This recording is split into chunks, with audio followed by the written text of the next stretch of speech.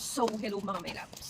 At ito yung first unboxing natin sa 2026. Dumadaan to sa newsfeed ko, dito sa TikTok. At super nag-crave ako dito habang pinapanood ko to sa mga naggagawa ng content nito. Cheers! Ito, 3 Fun Bites. Cookie siya. Pag kasi dumadaan siya sa newsfeed ko, grabe, takam ako sa chocolate.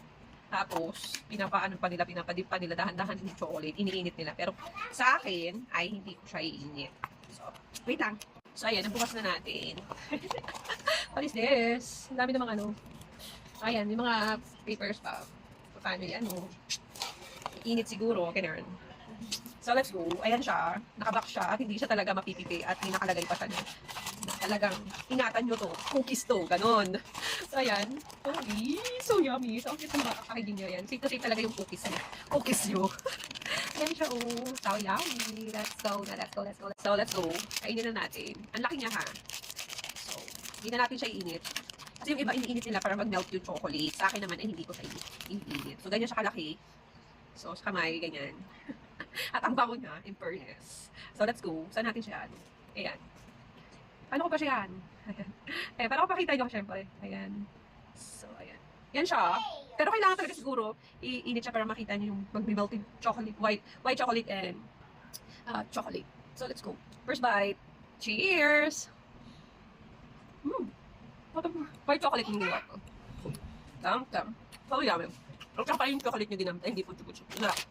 So, dito naman tayo sa side na to. Sa chocolate. Hindi ko nakagap. Hindi ko lang. Wait lang. Wait lang. Kasi may nangyay. Di ba? Huwag muna tayo dito. May nagkukuha kasi.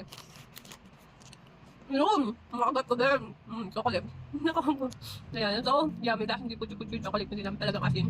Panalo. May nakikagat dito. Hindi ko pa nga nakain eh. Kinain na ganun chocolate. So, ayan. Malaki siya. Pero siguro, mas masarap pag ininit siya kasi nag-melt siya. Tsaka tulo-tulo yung ganung factor. So lang. Kaya ito yung white chocolate. Wow. So, bibigyan ko siya ng rate. Talaga siguro, akala ko talaga hype lang siya. Gusto lang makabenta yung mga ibang content creator. Pero this time, pwede siyang isabay sa mga mamahaling cookies na nasa restaurant. Ganon. 10 over 10. Masarap talaga. Hindi siya yung mumurahin yung chocolate yung ginamit. So, good na good. So, mag-add to cart na kayo maglalagay din ako ng yellow basket dyan. Bye!